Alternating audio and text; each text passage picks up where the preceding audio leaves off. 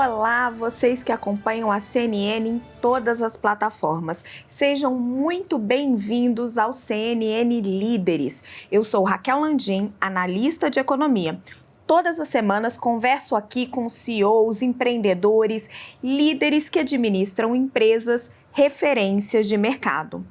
Desde meados de março, as escolas estão fechadas em todo o país por causa da pandemia do novo coronavírus. A medida mexeu com a rotina das famílias brasileiras e também com um setor bastante sensível da economia. Afinal, como os negócios ligados à educação estão sendo afetados pela pandemia? Para entender melhor esse assunto, conversamos hoje com Shahin Zayer, CEO do Grupo SEB, que reúne escolas como Coque, Pueridomus, Concept, entre várias outras. São 45 mil alunos em 44 escolas por todo o Brasil. Shahin, começando a nossa entrevista, nós já estamos há quase 2 meses sem aulas presenciais e existe um forte movimento dos pais pressionando as escolas particulares por descontos. O Grupo SEB está oferecendo descontos e, em caso negativo, por que não? São duas coisas separadas. Uma coisa é você oferecer desconto e outra coisa é você poder atender os pais, né?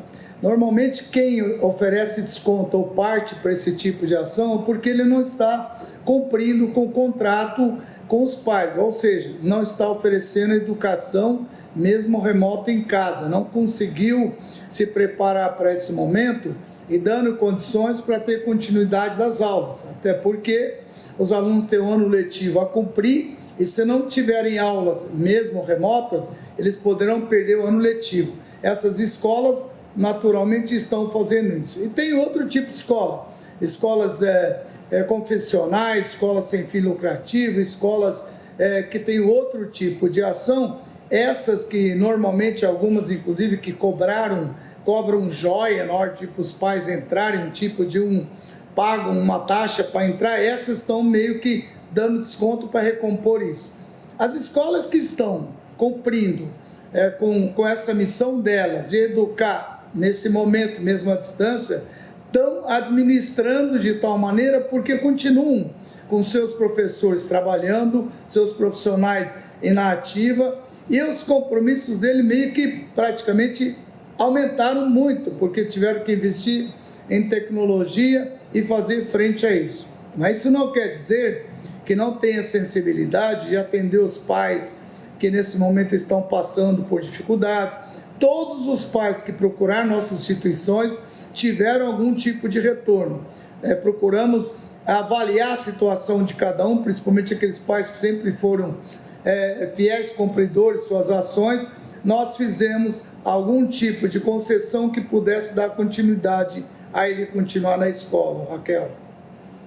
Shahin, é uma equação difícil essa, né? Porque se por um lado as escolas continuam pagando professores e tiveram um aumento de custo com o investimento em tecnologia, por outro, muitos pais estão perdendo o emprego ou enfrentando uma redução expressiva de renda. Como resolver esse impasse? É verdade, você tem toda a razão. Muitos pais tiveram dificuldade, muitos pais perderam o emprego, muitos pais estão numa situação difícil. Por isso que eu fiz a proposta, eu não sei se você chegou a ter o teu conhecimento, de ter um FIES e um ProUni para as escolas de educação básica. Isso existe hoje para o superior, por que não para a educação básica? Que, aliás, o pai tem que ficar 18 anos pagando uma escola. Se ele tiver um FIES, onde o filho, após concluir, ele pudesse pagar, seria muito mais fácil para o pai se preparar. Um FIES esse que dá condições, facilitaria numa hora dessa. Não é você chegar e dar dinheiro para não ter pagamento. Não, é um empréstimo que o governo faria, ou qualquer banco, que tiraria esse peso do pai, que no momento que as coisas voltarem ao normal, que não deve demorar, espero, se Deus permitir, ele poderá fazer frente a isso. O problema é esse momento. O ProUni seria para atender aqueles alunos de classe que não têm condições de ter acesso a escolas privadas, essa de primeira linha, com um valor maior. Mas aqueles que optaram por uma escola privada, com menores valores, como a Iluminova, por exemplo, que chega a R$600, o ProUni atenderia esse pessoal. que tivesse uma renda de 3 salários mínimos, não é? E que também já existe no superior. Atende esse pessoal que não pode pagar e atende aqueles que estão passando por uma dificuldade no momento. E fora isso, a gente tem também viabilizado para o pai pagar em dezembro, diluir no custo dele, jogar para frente, enfim, não estão as portas fechadas não. As escolas não fecharam suas portas, cada um à sua maneira tem procurado atender, principalmente na pré-escola, não é, onde os alunos praticamente é um curso livre, não tem que terminar o ano letivo, até por questões de terminar o ano, no passar de ano, assim por diante, e cursinhos pré-vestibular, que também é curso livre. Esses são mais sensíveis, mas os outros estão tendo aula, as escolas continuam com compromisso, e os maiores compromissos das escolas são exatamente o corpo docente. Tem gente que fala, não tem aula, não tem luz, água, energia, isso aí é um custo mínimo. Por outro lado, Raquel, só para concluir, aquelas atividades que não estão sendo oferecidas fora do regular não estão sendo cobradas. Isso quer dizer o quê? Aqueles alunos que ficam período integral, que pagam almoço na escola, refeições, não está sendo cobrado. Aqueles que têm atividades complementares, atividades extras, que não estão sendo ministradas fora do currículo normal, também foram descontados. Tem pai aí que só aí teve quase 20% da mensalidade que foi descontada aí nas parcelas. Jaim, com a sua resposta, você antecipou um pouco da minha terceira pergunta, porque eu venho acompanhando essa sua sugestão de um FIES ou um ProUni para o ensino, a educação básica. Mas eu queria que você detalhasse um pouco melhor para quem está nos assistindo poder entender. O FIES e o ProUni são programas aí de longo prazo, onde o próprio estudante, até onde eu conheço, ele mesmo acaba pagando depois com a renda do seu trabalho. Na educação básica, essa sua proposta seria apenas para o período da pandemia? Seria um programa de mais longo prazo? Exatamente como funcionaria? No momento eu pensei na pandemia, mas seria bom que estivesse para toda a continuidade do curso do pai. O pai pudesse, por exemplo, fazer um FIES para o ensino fundamental 1, aí ele pagaria a partir do 2, ou para todo o curso, depois ele poderia pagar depois que o filho saísse da educação básica, né? Na verdade é o pai que é o responsável. Aliás, é muito mais segurança para o próprio governo e também para os bancos, quem for fazer isso, porque o pai que é o responsável, o pai que vai pagar, o pai assume esses encargos, diferente do superior que está aí hoje. O FIES foi mal feito, Raquel. Esse FIES que foi colocado, a atitude foi nobre, a intenção nobre, mas a maneira com que foi feito foi muito ruim, porque não exigiu fiança e soltaram para qualquer um, porque para as escolas era conveniente, para as mantenedoras, recebiam direto do governo, sem se preocupar e sem ter que dar desconto, então meio que incentivavam inclusive os alunos a fazerem, não todos, mas algumas escolas faziam isso, inclusive uma agora teve até um problema judicial, até exatamente por causa disso, né? Falava para o aluno para fazer FIES e que ele pagaria depois, a escola pagaria para o aluno, até para receber o FIES, porque o juro era muito baixo, né? Valia a pena você receber isso. A educação básica, não, a gente está propondo que seja um juro de mercado, né? Que possa viabilizar para o pai pagar depois que o filho concluir. Minha ideia é que seja para frente. E o ProUni seria para aqueles alunos que não têm condições de pagar nada. E já que a escola paga todos os encargos, como uma empresa qualquer, poderia ser feito, isso poderia ser compensado nos impostos que são compensados já lá no superior. Essa é a proposta, a ideia que eu acho justo, até porque se é para investir, vamos investir na educação básica, vamos investir onde os alunos têm que aprender. Superior já tem muito investimento. O superior, o básico, ele tem pouco investimento, é onde os alunos começam a vida. Nós temos que investir nesses jovens que precisam realmente de poder ter uma educação de primeiro mundo. E se acontecer alguma coisa, Raquel, para concluir, se essas escolas tiverem problema, Eu duvido que o governo tenha condições de absorver todos os alunos das escolas privadas que tiverem problemas. E que se ele não fizer alguma coisa, muitas poderão ter problema pela frente. Chaim, você ou representantes do setor da educação já conversaram com técnicos da economia, com ministros ou com o próprio presidente Jair Bolsonaro sobre esse assunto? E eu queria ainda detalhar um pouco melhor. Você disse que seriam juros de mercado, mas aí qual é o papel do governo nessa história? Seria uma negociação aí pais, bancos, ou teria um intermédio do governo? E vocês conversaram já com alguém do governo sobre isso? Não, honestamente não. Esse setor de educação básica ele é um pouco desorganizado, ele não tem aí uma liderança de alguém que possa fazer isso, mas eu sei que diante do que foi falado, já tem uma proposta no Congresso andando para que isso seja feito. Honestamente, não conversamos, até porque nessa pandemia ninguém conversa com ninguém, mas a proposta foi enviada, tem deputados trabalhando nisso. Esse setor de educação básica, principalmente, ele é muito pulverizado. Eu fiz essa proposta tentando estender para todo mundo, não só para o meu grupo, né? Por exemplo, se eu for falar para o meu grupo, nós estamos bem, estamos tranquilos, estamos preparados para fazer frente a isso, estamos preparados para essa tecnologia, sempre fomos focados nisso, temos reserva para aguentar, manter nossos profissionais, inclusive nosso lema é não demita. Não vamos demitir nenhum profissional nosso, não vamos fazer nada que o governo está propondo, reduzir carga, suspender 2, 3 meses o contrato dos professores, assim por diante. Nossos colaboradores não serão atingidos por isso, até porque se você fizer qualquer coisa, ele vai perder no seu final, ele vai ter prejuízo e isso a gente não quer. E nem demitir nenhum, porque esses profissionais, a gente investe muito neles. E o que eles estão fazendo agora, o trabalho maravilhoso que eles estão fazendo, se reinventando, né? É uma disrupção que aconteceu. Aquelas tias, né, que sempre olho no olho da criança, aquele carinho todo, imagina ela ter que preparar uma aula pela internet, por enviar e conversar. E a surpresa minha é que eles estão fazendo um trabalho maravilhoso, digno de aplauso, e não só das nossas escolas, mas de muitas outras escolas que a gente tem conhecimento. Essas escolas não estão enfrentando problemas porque os pais estão pagando as escolas, estão entendendo que as escolas têm compromisso, estão cumprindo, tentando cumprir.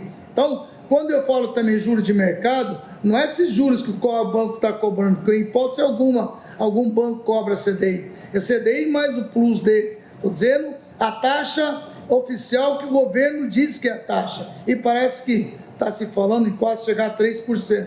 Isso eu acho que é passível dos pais pagarem, porque se ele for a banco pegar dinheiro, com certeza chega a mais do dobro disso. Chaim, você disse aí que no seu grupo os pais estão pagando em dia, mas a Federação das Escolas Particulares diz que a inadimplência teve um salto de 10% para 25% com a pandemia. O que você acha que vai acontecer para frente? Essa situação tende a se agravar nos próximos aí meses, com as famílias passando ainda mais aperto para pagar a mensalidade? Desculpa, eu não fiz entender, eu disse que estão pagando, não disse que estão pagando sem inadimplência. E essa federação está um pouco errada, eu acho que chega até quase 30% de inadimplência. Então isso hoje eu encaro como normal dentro de um grupo, até porque com essa redução também, uma coisa meio que acaba cobrindo outra, e nós também temos que ter uma reserva para fazer frente a isso, né? Muitas coisas você administra, muitas coisas você já tem seu caixa, muitas coisas você está preparado, não para uma pandemia desse tamanho, mas sim sempre uma estrutura. Qualquer tipo de empresa, ele tem que ter suas reservas, no mínimo 3, 4 ou 5, chega até 6 despesas, ele tem que estar preparado para isso, né? E grandes grupos, naturalmente, se prepararam para isso, mesmo que não entrar nada, não é? Se entra 30%, está entrando 70%, é possível de administrar. E nosso primeiro item primeiro é folha de pagamento, fornecedores, folha de pagamento, e a gente vai administrando conforme for tendo caixa durante esse tempo todo. Então está errado. Chega a quase 30% a inadimplência e não adianta também penalizar o pai que está com inadimplência, agora ninguém vai protestar ninguém, nem fazer. Nós temos que chamar para tentar uma negociação. E é isso que eu estou dizendo para você, que está em dia. É não que estão pagando 100%, não. Todo mundo tem sua inadimplência sim, como é o nosso caso também. Mas nós estamos cumprindo 100% nossos compromissos junto aos nossos colaboradores. Perfeito, agora entendi. A inadimplência do grupo está em linha com o setor em geral, que está batendo já aí na casa dos 30%. E pelo que você mencionou, não vale a pena nem protestar ou entrar na justiça contra os pais num momento como esse. Agora, Chain, a gente tem uma perspectiva de recessão severa da economia, né? Muitos analistas aí respeitados falam em queda de 5% do PIB. Você já mencionou isso, mas eu queria que você detalhasse. Numa crise como essa, vai ter migração de alunos de escolas particulares para escolas públicas? É possível ter, o que é lamentável. O governo não vai conseguir fazer frente a isso. E a gente tem evitado isso, e aqueles pais que puderem realmente segurar, eles vão segurar. E eles são parceiros, pai e escola tem que ser parceria, tem que ter parceria nessa hora. Entender o momento que eles atravessam. Nós vamos viabilizar, e todas as escolas vão fazer isso, em todas as maneiras que tiver alcance deles. Não tenha dúvida, mesmo porque é o momento de dificuldade que você tem que dar o maior apoio. Então nós não temos interesse nenhum de querer perder esses alunos. Por outro lado, Raquel, o que a gente não sabe o depois, é a volta às aulas. Esse é um problema muito sério, porque a gente não vai poder deixar mais o tamanho das salas de aulas igual, nós vamos ter que separar os alunos, nós vamos ter muitos cursos pós-volta às aulas que nós estamos preparando. Tem uma cartilha para preparar para isso. Tem uma equipe trabalhando. Desde a entrada, a gente ter aquisições de medir a temperatura, como é que vai entrar a limpeza no chão, para o aluno entrar, não trazer nada para dentro, nas salas de aula, a parte higiênica, tudo com álcool gel, você fazer uma limpeza o triplo que era feito, vai ter que ter mais gente, álcool gel para todo lugar, água para todo lugar, então tudo isso vai na minha opinião, vai ter quase 50% a mais no custo que teria normalmente. Mas nós não vamos repassar isso para os pais dos alunos. A gente vai tentar ver como é que vai adequar. Portanto, se não vai repassar, não tem sentido nenhum nessa hora também, nesse momento, querer que dar desconto mais do que é possível, você já tem essa inadimplência, é uma dificuldade incrível, Raquel. E tem gente, Raquel, para encerrar, que quer se promover em cima dos outros, né? É deputado estadual criando lei inconstitucional, tem que dar 30%, o outro é PROCON e promotor e não sei o que, a gente até entende. Só que o que eles não entendem é o seguinte: escola é privada, não tem que ter interferência, é um relacionamento pai e aluno. Eles têm que sim acionar o governo para dar educação gratuita para todos. Quem vem para escolher uma escola é uma opção. E quem é mantenedor que se propõe fazer uma escola de qualidade tem que dar condições para que o pai justifique o investimento que ele está fazendo na escola. Então, na verdade, é uma coisa muito complicada essa equação, sabe? Mas nós estamos preparados, não é a primeira que a gente vivencia, não é a primeira pandemia que a gente vivencia, até porque, como eu digo, eu vim do Líbano, nasci no Líbano, já nasci no meio de guerra, não é? E eu tenho um lema que diz o seguinte: é na paz que se prepara para a guerra. Só que essa é uma guerra covarde, invisível. É uma guerra que a gente não sabe com quem e onde se preparar. É uma guerra que nem nós, nem os pais, nem o país, ninguém sabe de onde vem. Na minha época de criança, eu lembrava que vinha aquele barulho de avião, todo mundo ia sair e se escondia. Lá vem bomba. Agora não. Um inimigo invisível, que você não sabe até onde vai, quanto tempo vai perdurar. Nem a muralha da China, que foi feita há milhares de anos para proteger a China dos invasores, conseguiu segurar. Imagina a nossa situação aqui. Então, é uma equação difícil que a gente vai ter que administrar. Realmente, Chain, acho que o coronavírus é a grande batalha aí do nosso tempo, colocando desafios enormes para o poder público, para as famílias, para os negócios, acho que de forma geral. Você começou a explicar como que o Grupo SEB está se preparando para a retomada das aulas. Queria que você aprofundasse isso daí. Quando você acredita que as aulas vão recomeçar? Se vai ser diferente conforme as regiões do país? Que tipo de medidas vai ser preciso adotar em termos de distanciamento das crianças? Eu sou mãe de 2 crianças pequenas, um de 8 anos, outro de 4 anos, e fico imaginando, assim, as crianças não são como adultos, né? Você não consegue fazer com que elas facilmente usem máscaras, elas brincam uma com as outras, elas têm muito o toque, né? Elas se tocam, elas se abraçam, isso é parte do comportamento infantil. Como é que vocês vão lidar com isso? Se engana aquele que acha que as crianças não têm capacidade e não são inteligentes, são muito mais que a gente imagina. Esses jovens de hoje são jovens diferentes e devem ser respeitados. Eles são futuros líderes. Esses jovens de hoje, Raquel, não vão aceitar o que nós aceitamos na nossa época. Não você que é jovem, mas da minha época, que a gente teve que aturar uma série de desmandos, uma série de coisas, para quem veio para cá em 60, que vivenciou tudo isso daí, os jovens de hoje não vão aceitar. Você veja aquela menina, hoje com 16 anos, aquela Greta que colocou o dedo no nariz do presidente da maior potência do mundo, exigindo deles o respeito ao meio ambiente. Eles não vão deixar que aconteça chegar até onde chegou. Não vão aceitar que esses vírus se propaguem. Eles vão detonar isso. E nesse meio, eles têm muito mais conhecimento que muita gente. Eles sabem da importância, eles já sabem que é o coronavírus, mesmo com 4 anos, eles procuram se adequar. Tenho convicção que essas crianças vão conseguir se adequar muito mais do que a gente imagina. Mas você tem razão, não deixam de ser crianças. Mas uma boa conversa, uma boa orientação, e tendo gente para ir orientando no local, e tem que ter espaço para isso, você não tenha dúvida que é possível sim. Duro vai ser segurar os pais, não os filhos que vão querer, como você, vai aguardar ter segurança, certeza absoluta que aquela escola está preparada, vai querer ir lá ver, e nós só vamos retornar, e tenho certeza disso, o dia que a gente tiver certeza que esses alunos não correm perigo nenhum e que eles estão preparados para ter essa segurança deles poderem voltar a ter a educação que sempre eles tinham. Não tenha dúvida, o que eu costumo dizer é o seguinte: CNPJ morre, você troca no dia seguinte ou no seguinte reativa. Agora, CPF você não consegue. Esse é o lema que a gente leva. Mas vocês já trabalham com alguma data, Chain, dentro do planejamento de vocês? Junho ou julho, vai variar conforme as regiões do país.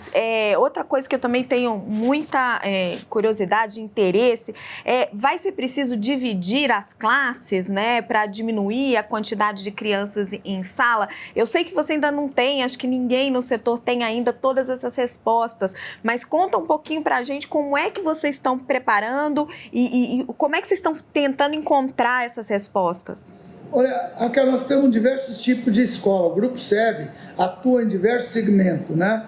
Nós temos desde CONCEP, nós temos a Escola SEB, tem o MEPOBER, que é parceira. MEPOBER, por exemplo, que é uma educação canadense, as salas de aula, elas já são muito grandes, preparadas, inclusive para crianças, elas já estão preparadas, muito maior que exigido por lei. A gente não segue apenas o que a lei manda, mas a gente procura adequar aquelas salas, não é uma sala atrás da outra, elas já são separadas, salas invertidas e assim por diante. As salas nossas já estão adequadas. Claro que tem alguns locais que são menores, muito mais aluno. Cursinho, por exemplo, você tem muito aluno por sala de aula. Essas fatalmente vão ter que separar, usar muito o ensino híbrido, viu, Raquel? Vai ser muito utilizado.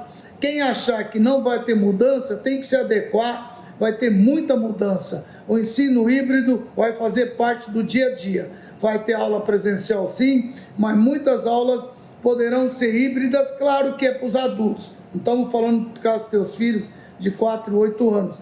Mas nos adultos já vai ser ensino médio, tudo, vai se usar muito o híbrido. Muita coisa, essas after school que você leva teu filho de novo lá, não para esporte, atividades que não tem como ser à distância, mas reforço, aulas de inglês, aula disso, aula daquilo, sabe? Essas aulas poderão ser adequadas à distância, inclusive para os menores. Claro que vai ter que se pensar, sim, já estamos pensando, salas onde não puder ter a distância no mínimo 1,5 metro por aluno, vamos ter que separar, vamos ter que adequar, vamos ter que ampliar as salas. Onde não tem, você tem que pensar em períodos diferentes. Enfim, nós já temos uma equipe muito forte e grande atuando nisso. Quanto à tua resposta quando vai voltar, eu estava mais animado para ser em junho, mas já penso em julho, desde que a gente cumpra as 800 horas, desde que a gente consiga utilizar de julho até dezembro, às vezes janeiro, e a gente consiga fazer com que o aluno não perca o ano. E para isso, o Conselho Nacional de Educação tem sido parceiro, tem colaborado e tem entendido que isso é necessário para não prejudicar o aluno. Diferente desses deputados que ficam querendo se promover e tentando enganar o pai, achando que o pai vai conseguir um desconto se ele aplicar a lei dele. Além de ser inconstitucional, ele não pode comandar uma instituição privada. As instituições de educação, que são educadores, que estão preocupados com a educação, esses sim têm preocupado com a escola, sim. Chaim, vou fugir um pouquinho do nosso tema, mas aproveitar a sua experiência aqui num tema que é polêmico hoje no Brasil inteiro. Você é a favor do isolamento social? Acha que está ajudando no controle da pandemia? Ou acha que teríamos condições de ir recomeçando? Qual que é a tua avaliação? Eu honestamente, eu acho que sou a favor, sim, desde que seja com responsabilidade, desde que as pessoas façam de verdade. Esse negócio de fazer de conta, dizer que está recolhendo, de poder ficar na casa dele com churrasco, ou saindo, ou andando, ou achando que está de férias e ir na praia, não vale a pena. Realmente isso daí, ou se tomar uma medida mais drástica, meio que seja logo curto também, para não matar os outros também de fome. Tem gente que precisa trabalhar. Além de se preocupar com isso, o governo deveria se preocupar em fazer chegar às famílias, aqueles que perderam emprego, o pipoqueiro, o que vende cachorro-quente, aquele que tem serviço diarista, fazer chegar os R$600 para ele, não ficar aquelas filas intermináveis, achar uma maneira de fazer chegar. E aos governos, não estou dizendo só o federal, não, estou dizendo todos os governantes das cidades também, poder atender sua comunidade que está passando fome. E eu digo isso porque nas públicas, as escolas, além deles terem dificuldade de fazer o ensino à distância, eles também têm problema dos alunos que vão para lá para merenda. Aquela merenda era a refeição do dia. Esses alunos, além de não estar tendo escola, esses que moram em comunidade mais carente, o pai perdeu o emprego, tem que ficar em casa com os filhos e ainda sem comida, tem que fazer chegar a cesta básica, fazer chegar para eles essa ajuda tão importante. Mas se isso acontecer e essas pessoas tiverem com que isso chegar a eles, com certeza eles não vão sair na rua procurando emprego. E a gente tem que entender também que o pessoal também não pode ficar sem faturar, sem ter comércio, sem poder começar a fazer seu negócio, se movimentar, senão vai fechar todo mundo. E essa proclamada aí ajuda que os bancos dariam, que o governo daria, não chega no pequeno e médio empresa. Quando chega, juros que é impossível pagar, né? E mesmo os grandes estão tendo dificuldade, você imagina os pequenos. Acho que o governo deveria olhar isso com atenção e aí sim nós podemos virar o jogo. Eu só quero fazer uma reparação quando eu falo em escola pública, que é o seguinte: aqui no estado de São Paulo tem um secretário que foi ministro da Educação, que está fazendo um trabalho fantástico. Ele fez uma coisa que eu achei maravilhosa. Como a grande maioria dos alunos não tem computador em casa, claro, se não tem comida, imagina o computador. Ele fez um convênio com a TV Cultura para os professores gravarem as aulas para poder assistir na sua casa na TV. Todo mundo na sua casa tem uma TV, nem que for preto e branco, que não existe ainda, mas todos, mesmo comunidades, favelas, assim por diante, tem. Esses sim poderão assistir e não perder o ano letivo. E só para encerrar, eu sei que eu falo muito, mas poder te pagar todas as informações, esse Enem, que ninguém sabe se vai ter ou não ter, e esses alunos que precisam se preparar sem aula, não é? Nós do Grupo SEB oferecemos também um curso intensivo, não é? Para ser dado para esses alunos junto, parceria com a Secretaria de Educação, está em andamento, o secretário Rosiele já estamos acabando de fechar, para poder dar para esses alunos esse curso intensivo por intermédio dos nossos professores, nossa plataforma AZ do Rio, para poder ser gratuito e esses alunos poderem se preparar para esse vestibular. Isso que nós estamos atuando, além da nossa entidade aqui, do Grupo SEB, Instituto SEB, está atuando junto a comunidades, ajudando em todas as formas, e inclusive ao governo municipal local. Perguntinha rápida, só para a gente fechar. Você acha que devia manter o Enem ou devia adiar, postergar? Eu acredito que devia adiar, postergar. Não diria para os nossos alunos das escolas privadas, porque nós estamos dando aula direto para os alunos terceirão e cursinho, aulas de manhã, à tarde, reforçando tudo que é jeito. Mas sim, para o aluno da escola pública, esse é muito prejudicado.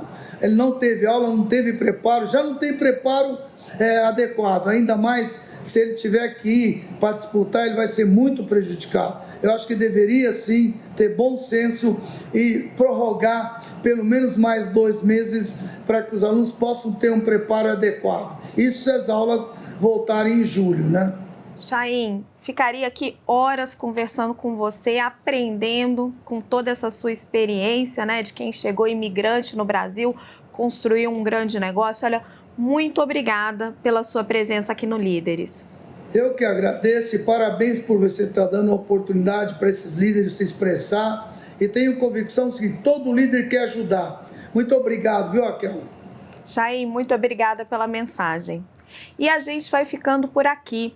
Para rever as entrevistas no nosso programa, basta entrar no www.cnnbrasil.com.br. Se preferir, acesse o canal da CNN no YouTube. Depois é só clicar nos vídeos do CNN Líderes. E você já sabe, toda semana eu, Raquel Landim, converso com CEOs e lideranças sobre como administram empresas que são referências de mercado. Fique ligado e até a próxima!